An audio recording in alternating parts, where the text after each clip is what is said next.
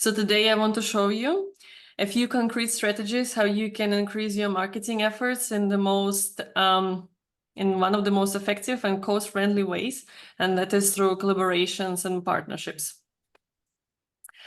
Just to make a few words clear, so a few terms clear, who are partners, who are collaborators, so that it's not confusing from the beginning. So partners are somewhat of a more long-term relationships that are more sharing like business perspectives. Yeah, so you have common business goals, you might be providing common offers, you might be joining through the same methodology, or like you're collaborating on the same methodology to deliver a product or service.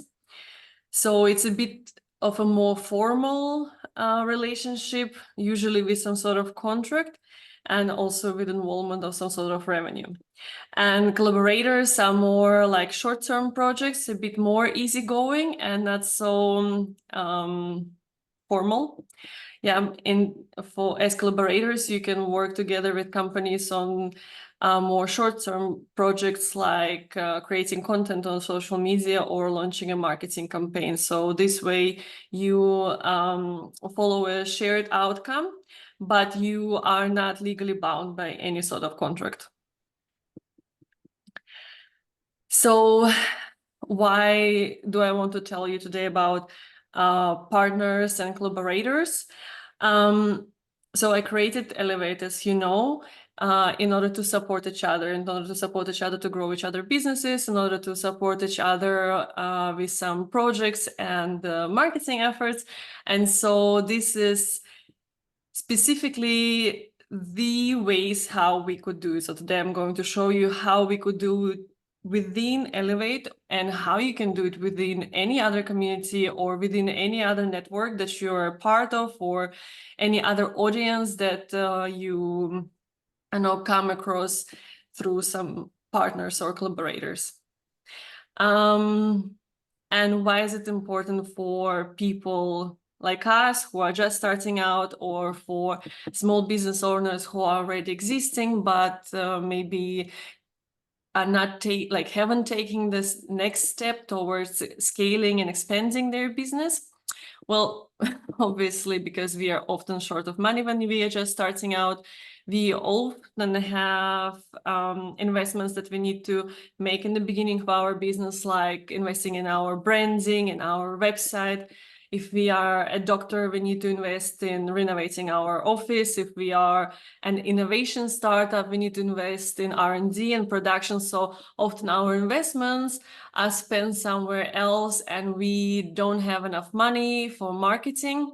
And the problem with that is that if we don't have enough money for marketing, we cannot achieve our business goals. If we cannot achieve our business goals, we cannot grow. So our revenue, our customer base, and our whole business is stunted. So, but marketing is essential, and in fact, an Austrian/American businessman, author, philosopher said that a business enterprise has only two basic functions. It's marketing and innovation. Marketing and innovation produce results and the rest are costs. But what can we do if we have little to no money for marketing? We collaborate. And today I'm going to show you how specifically we can collaborate to help us achieve our business goals.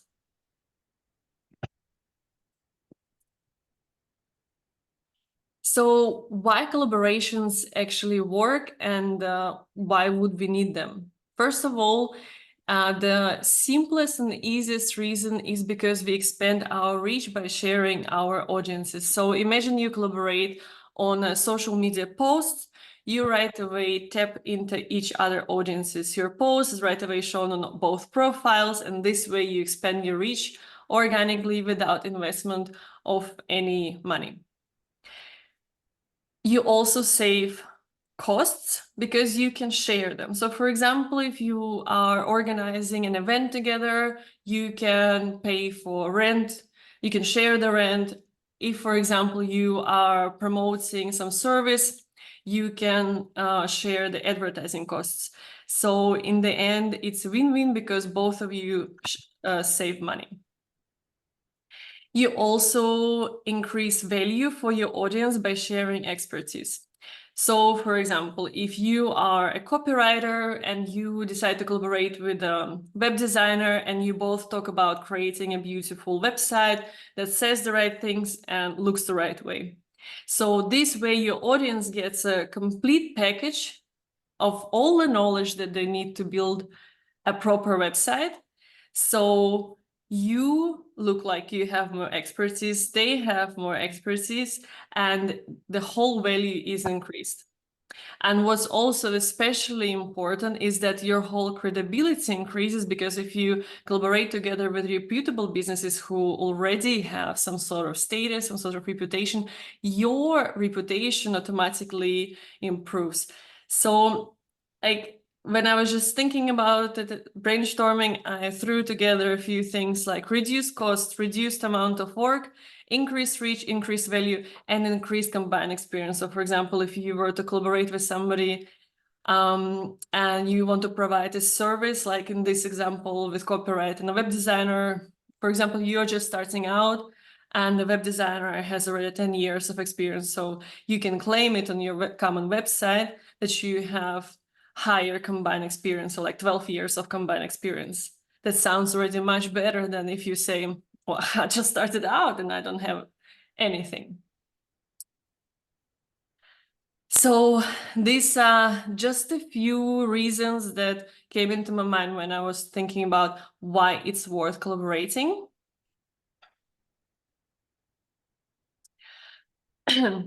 And now we can think about who your collaborators could be.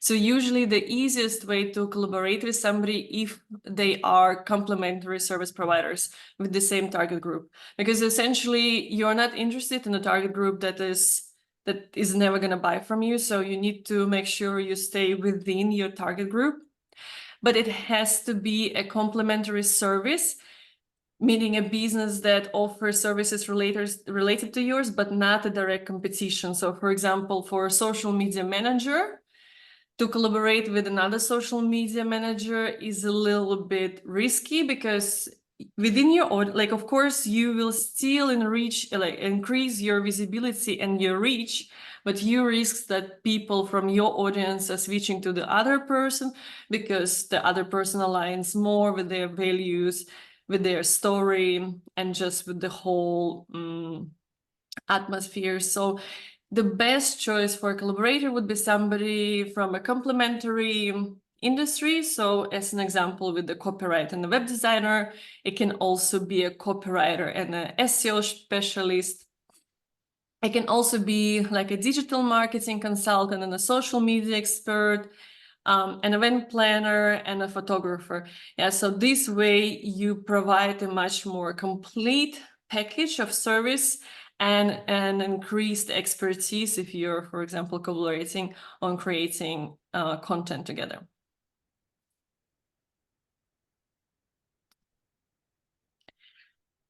So now I want to mention a few very specific things that you can do. So we came now to concrete collaboration strategies. And I want to show you now a few things that you can do when you're just starting out by leveraging collaborations and partnerships. So what do we need when we are just starting out? When we create our online presence, our website, we can write anything we want in terms of our copy. We can promise golden mountains to our audience, but if we have no social proof, we will not convince anyone that actually our product or our service is worth anything.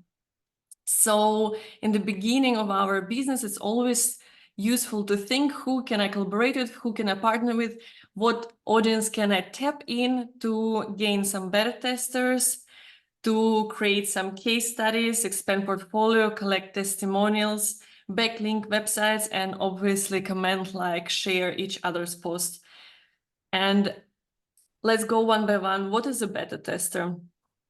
When we are just starting out, we assume our product is amazing, but actually we never tested it with our target audience.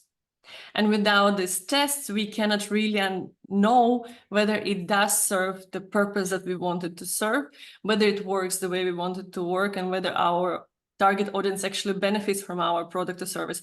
With services, it's the same. While you might think that, okay, I'll just wing it whenever I start providing a service, but in reality, you need to have standardized procedures, standardized step-by-step protocols, so to say, so that the service you provide is always the same, so that you know what your next step is going to be. And in order to get this knowledge, you need to test your product and service. And so it is common to acquire some beta testers. They can be just random people, but honestly, it is hard to just find a random person and say, hey, can I make a website for you, for example, in my case. So I would just rather look in my network and see maybe there can be some kind of service barter exchange. So like service for service.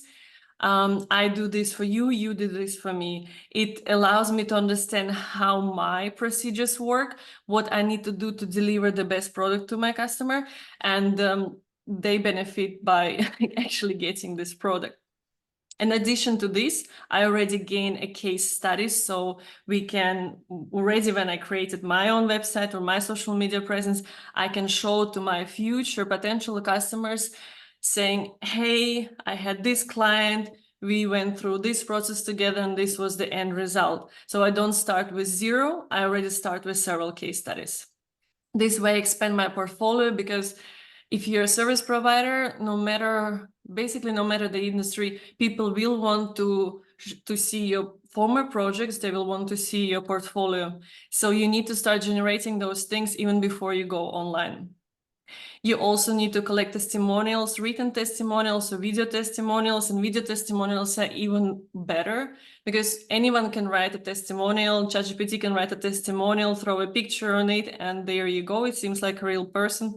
If you get a video testimonial of a real person with a real face and with a real story, it is way more valuable. So if you agree, for example, with the beta tester on this barter deal, you also need to clarify what is the outcome, like what the expectations, and that should be usually like video testimonial, written testimonial, description of the web study. It can also be backlinking of your websites, which gives you a huge boost of SEO in Google, so your rankings are improved. So for example, you describe this case study on your website, you give a link to this customer with whom you worked.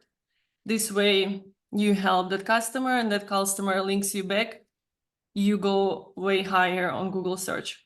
And finally, this very easy things in the beginning is commenting, liking, and sharing each other posts. It's just basic good manners for self-employed people. Okay, these are the strategies for when you're just starting out. So in case you are, and I know many of you are, think about what you already have and what you don't have, and start thinking about how you can get these things, because social proof is so important. Then another strategy, what you can do to expand your offers. I already briefly mentioned that, and now I'm going to give you another very specific example. Why would you want to expand your offers? Of course, when you're just launching your brand, you're starting with your like 1, 2, 3 premium offers that are just yours. But customers always look for new things, and they look for full packages. They don't want to, in fact, work with one freelancer there, one freelancer there, one freelancer there, having complete mix-up of communication, not knowing when one is delivering, whether the other one is getting what they need. So they need full packages. So if you can find partners who can help your clients have this full experience, this will make you a much more valuable service provider, and that will also ensure that they will come back to you or refer new clients to you. And in terms of new things, like I said, you launch your brand with a few premium offers, but you need to make sure that you don't only always gain new clients, you also make sure that your current clients stay with you. And for that things, you need to expand your offer portfolio. And in order to do this, if you don't have extra expertise yourself, you can partner with somebody to make your offers more appealing. So for example, I follow this woman on social media. She has her own graphic designer agency, and she just provides graphic design services like website making and brand design. But she also has created one offer, like a book, together with a copywriter that basically tells you how to create a website properly from a copywriter point of view and from a graphic designer point of view. So this is so valuable, especially for somebody who has no idea about creating a website, because they get the full information, and having only part of it from a graphic designer point of view is wrong, because copy is actually what leads the website structure. So they really did a great job understanding what their audience needs and what would really benefit them, what would really let their audience have a good, valuable experience in the end by creating a really good, proper website.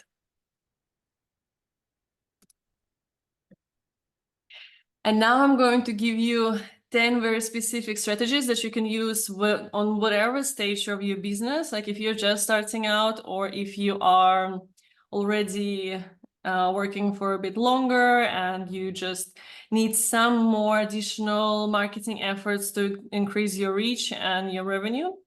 And we will start with the most obvious one, is hosting of events. Events are very expensive. Renting a venue is very expensive. It's a lot of work. So if you can bring together people who will do it with you, that will save you time, that will save you money, that will save you nerves, a lot of stress. So this is, for example, an event that took place in September, co-hosted by this huge amount of huge influencers from social media. All of these guys are some sort of coaches on social media, and they all have huge accounts, and they decide, hey, let's come together.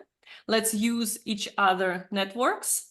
And let's create this event that one ticket will cost like 200 euros. Imagine if each of them has from 300 to 600,000 followers, what a revenue they have generated by creating this event. But it doesn't have to be on such a high scale. It can be also way more modest, local, more intimate, but still with a lot of value from different industries, from different experts. And again, saving you a lot of time, money, and nerves. Another specific strategy is collaborating on posts. And this one is probably the simplest strategy. And if you don't know how exactly it is done on Instagram, basically, on Instagram, you can post the same post on up to 5 accounts. And like, this is the girl from the event that I just showed. And all of them were posting this kind of collaborative posts so that all of their audiences see them. And this way they grew their following. This way they provided more value, generated more visitors for their event. And for example, this girl on this post, she's collaborating with it's like 3 more accounts. And one of them is a product that she's promoting. So basically, she's an affiliate partner of this product. And through just this one post, she leverages 4 audiences. She helps promote this product, and she gets commission for promoting it. So it's a huge marketing effort. Like this yields a huge marketing outcome through a very small effort, creating one reel where she shares her experience with this project, with this product, and by posting it on multiple accounts simultaneously.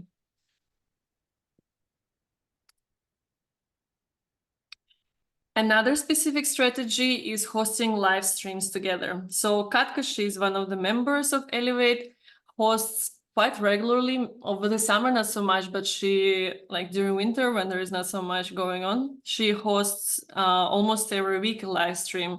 She just meets interesting people in her life or online, and she says, hey, let's jump on a live stream for 10-15 minutes. I'm going to ask you a few questions. You can tell me about your work, you can tell me about your experience, and in the end they tell their audiences what they like, what their business is about, what their products are, so they have an upsell in the end.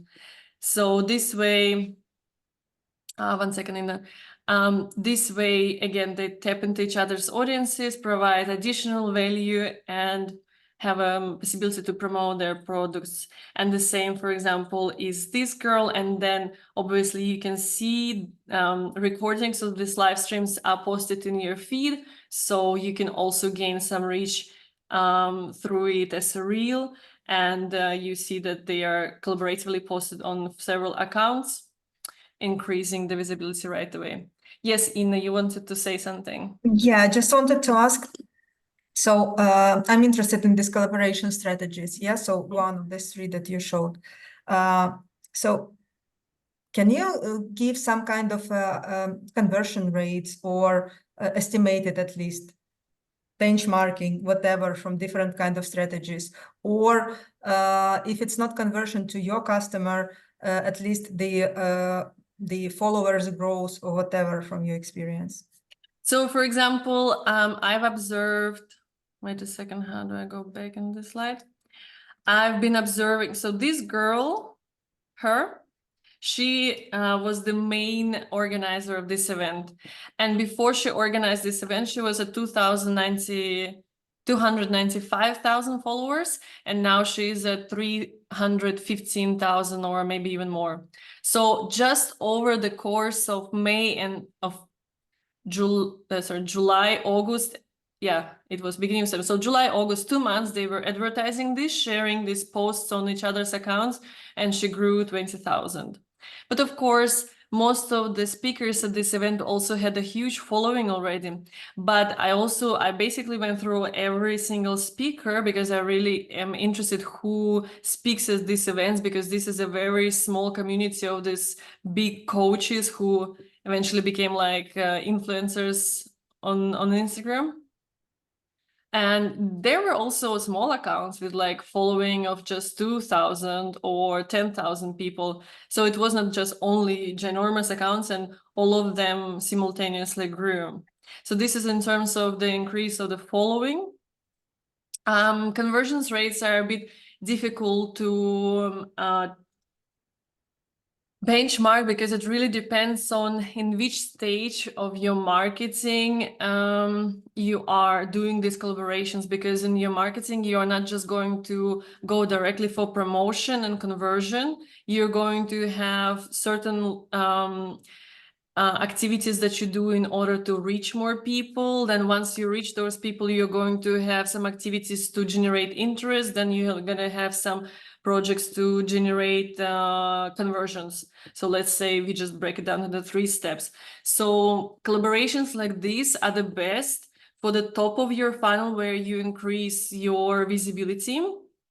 And just another benchmark, if you post on your own account, on average through all industries, 9.3% of your followers will see your post. So let's say you have 1,000 followers, only 93 people will see your post.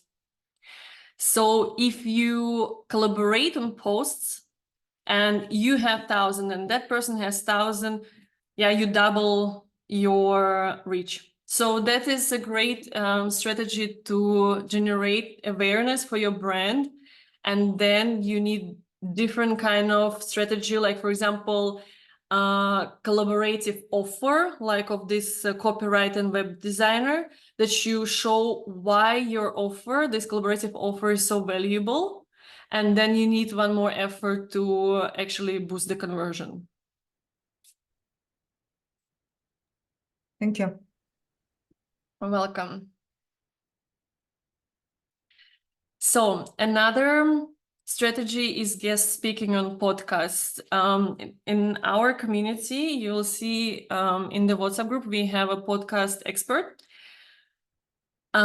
She could probably confirm that, but generally a good tone is when you are inviting somebody on your podcast, you're also going to share a link in the description of that podcast so that your podcast listeners can also learn more about the guest. And if you want to become guest speaker on a podcast, you just need to find podcasts that you're interested in. And usually, if this is like already a more experienced podcast giver, creator, they will have a form on their website. If not, you can just send them an email or a DM, and they will be happy to take you.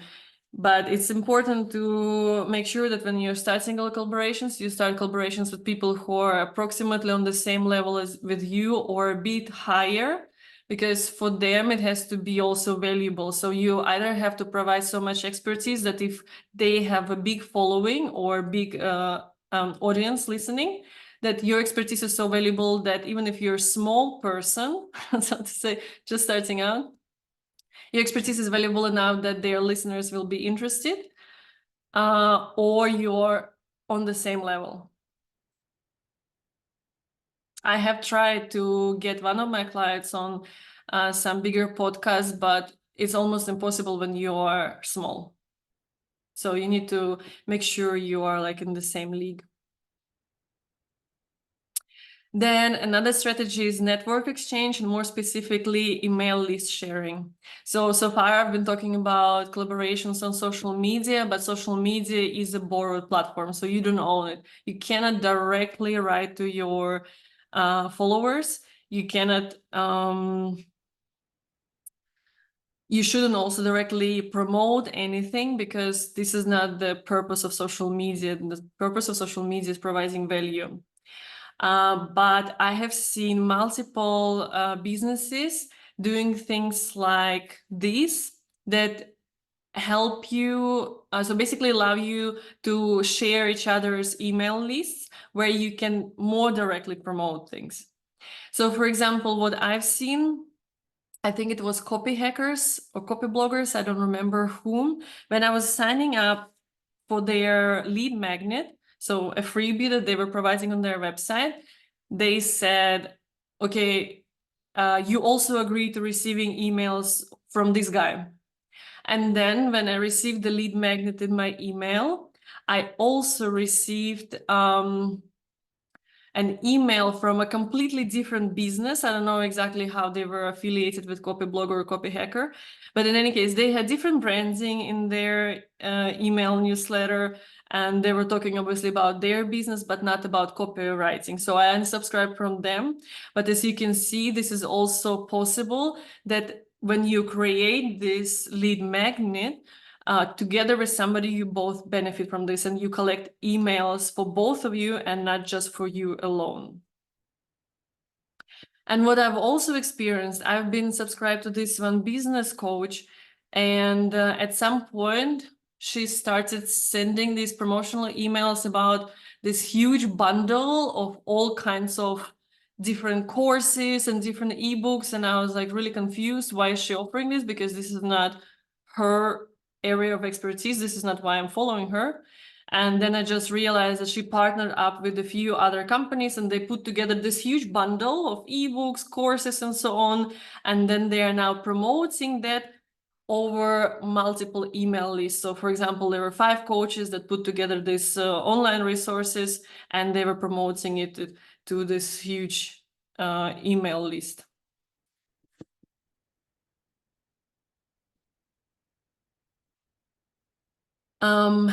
Another specific strategy is join giveaways. So this is a very specific example of a watercolor painting studio of Vienna, and they organize workshops. And in these workshops, they usually have some complimentary gifts like champagne, and once they had this actually gift box. And then they made the reel, and also they, as you can see, posted it on multiple accounts. And in that gift box, they put beautiful handmade things from different providers. So there were like handmade candles, some oils, some honey. And this way, they again could spread the word about this workshop on multiple accounts. They could promote each other products because you put them into a bit more appealing or a new environment. So people who were, and you just need to make sure that they all fit together. So if a person who is interested in watercolor drawing might also be interested in more in other like home decoration objects, and that's why this gift box that they put together works so well. And then giveaways per se on their own work really well to increase your reach. So if you were to create something like this, and it doesn't even have to be a box like this, it can also be a bundle of online resources if you are collaborating with another coach. And if you create this kind of giveaway for both of your audiences, or maybe you have other coaches joining in, it's a huge marketing effort. It's really, really huge. And like, it doesn't actually cost so much effort, but the effect of it is huge.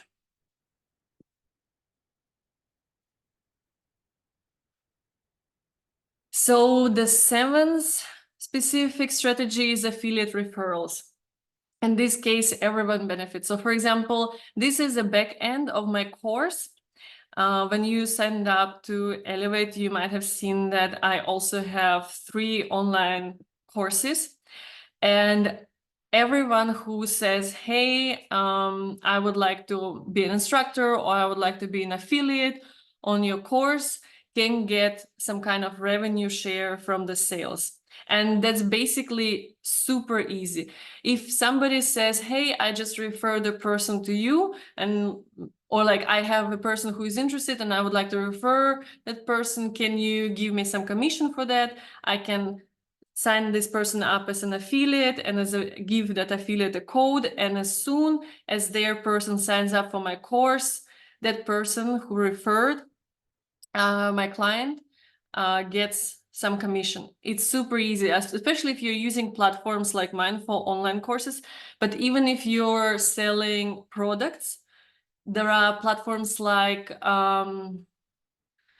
think partners or partner up or something like this.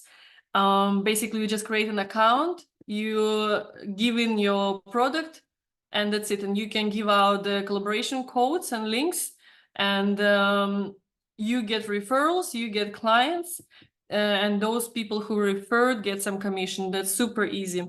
So for example, if you know, in my case, I can already tell you, if you know some new business owners who would be interested in an online course where they learn about digital marketing for new businesses, I can sign you up as an affiliate. And it doesn't have to be today, it can be in a year that a client from you comes, buys my course, and you get a commission. So that's as easy as that.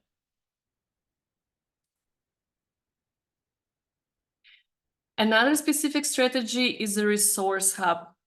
And this is not really about expanding your reach or expanding your expertise. This is more about co-creating something that you save yourself some time. So every one of us is creating a lot of content. Content is essential for building a brand. And certain things like guides, like templates, like checklists are super important for all of our audiences. And sometimes we are lacking a little bit of expertise to provide like the most complete guide or the most complete checklist.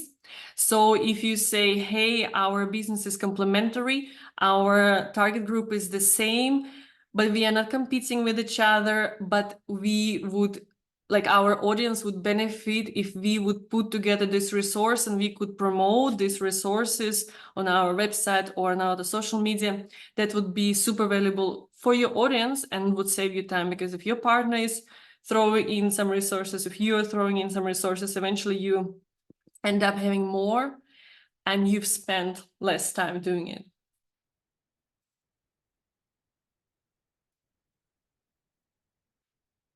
Then another specific strategy is writing guest blog posts and then backlinking each other websites. So for example, for Manuel's website, I have been inviting some guest authors, like in this case, Manuel, who has a PhD in gene editing and has worked in science for a long, long time.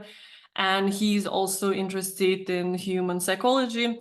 And I asked him, do you want to then write a blog post on teenage psychology and also on ADHD as like I don't want to say disorder, but like some kind of learning disability. And he was like, yeah, I can write an article about this.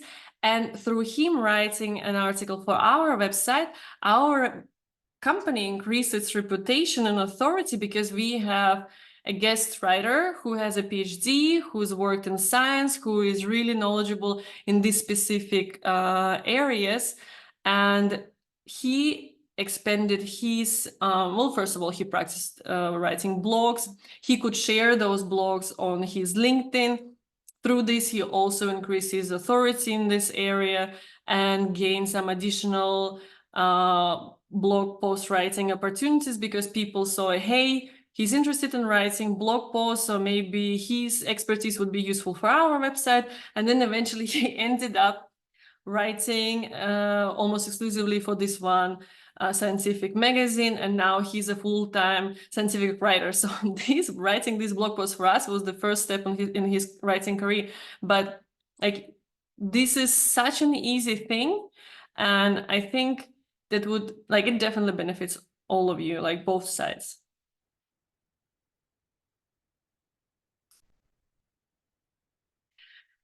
So in the final step is basically creating community and inviting guest speakers. So my reason for creating Elevate is because I wanted everyone who's inside benefit from each other. That's why I'm giving you all these strategies. But this is in fact one of the strategies, because if my community grows and I have guest speakers here, obviously my reputation as a business coach or marketing coach grows. So if you were to create something like this within your niche, within your target audience, that would also be super beneficial, and you could be inviting guest speakers. And it really is not so complicated as it might seem. So I have this one platform. And then I started thinking, okay, what problems self-employed people have and what could benefit them. And then I started to just reach out to people and asking, would you be interested to talk about this? Would you be interested to talk about this? And this way, basically, I have already a schedule filled until December.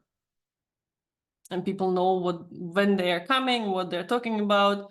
And it's really not so complicated. Well, I just needed Zoom also in addition, and that's it.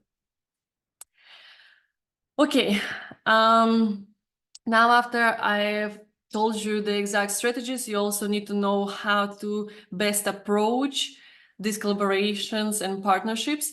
And I just want to give you a few tips so that you keep them in mind. Of course, I could give you like a huge step-by-step. ChatGPT gave me a lot of ideas, but they were quite like obvious. And I just wanted to mention a few very important ones. And first off is being very clear on the expectations so that nobody ends up feeling like you tricked them or like they didn't get what they wanted. So you need to know what value each side brings and what they expect in return for this value. And everyone has to bring something, either it's expertise or either it's audience or some kind of technical skills.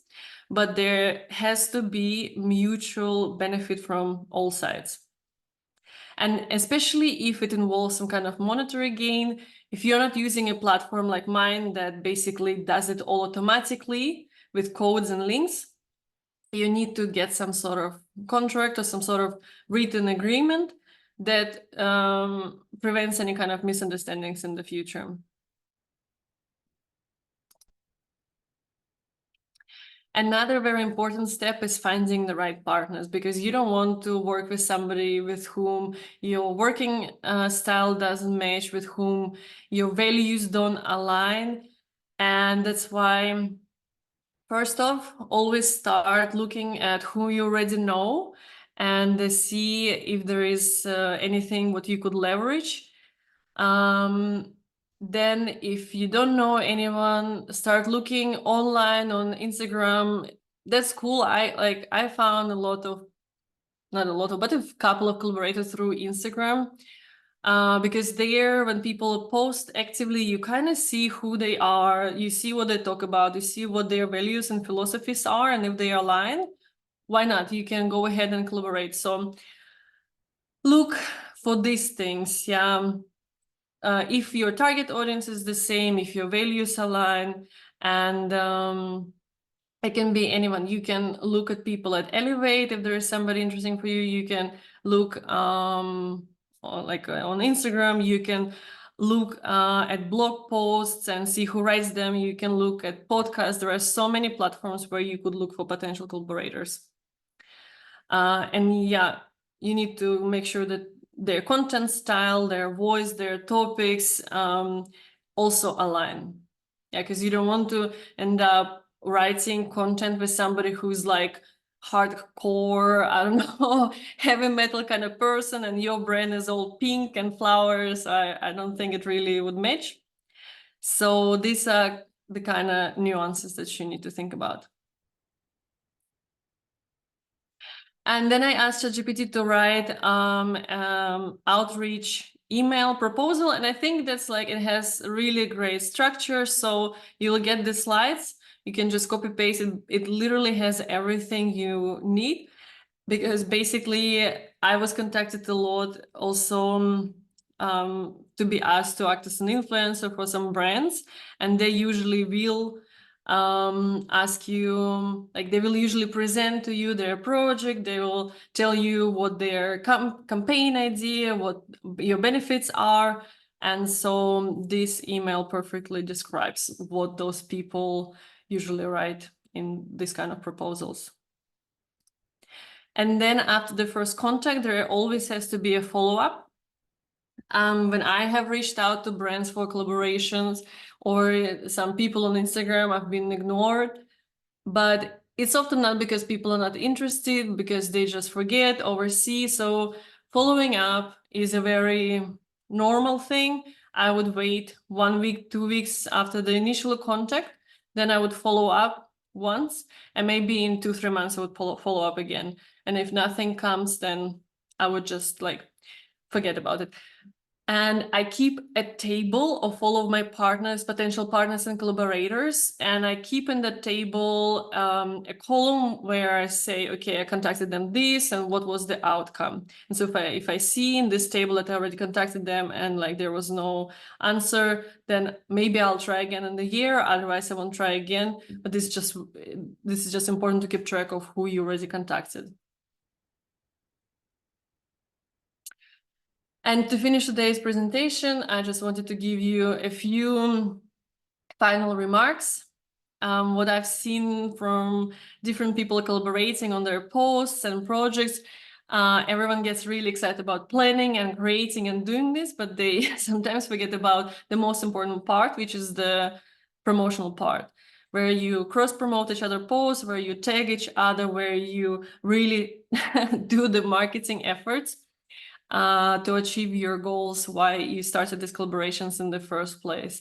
So even when you contacted somebody and you already planned the topic, for example, the blog post, you plan the content and you're ready to publish, you need to make sure that you also outline the promotional steps, whether you're going to be sharing this blog post on LinkedIn, whether you're going to break it down into social media posts, and then where you're going to be providing the link to this blog article. So all of these things have to also be written down very clearly. And again, expectations, deadlines, outcomes, who's doing what, the role sharing, yeah, promotional efforts. Make sure that you spoke through everything, and it's clear on both sides, and that there are no hard feelings in the end, and nobody is feeling used. And just remember that your marketing efforts don't end after you've done it. There always has to be analysis after this. So you need to evaluate if your efforts were like useful. So you should always look, if you're posting collaborative posts on social media, look at the metrics. If people liked it more than they like your individual post, then continue this collaboration. If you feel like people unfollowed you or you didn't get the expected engagement, then interrupt this collaboration. And I already said that, but I will remind you also before I finish, start with low stakes partnerships. So somebody in your league, or if you do reach out for somebody bigger, make sure you bring something so valuable to the table that they cannot say no, because it has to be a win-win for both sides. Okay, no, wrong direction. And this is the course, for example, that I can offer an affiliate link for. So in case, somebody starting the business and wants to gain some skills online, some knowledge and skills online for marketing, online presence creation, and social media, I can give you an affiliate code for this online course. So thank you. And I hope you learned something new today.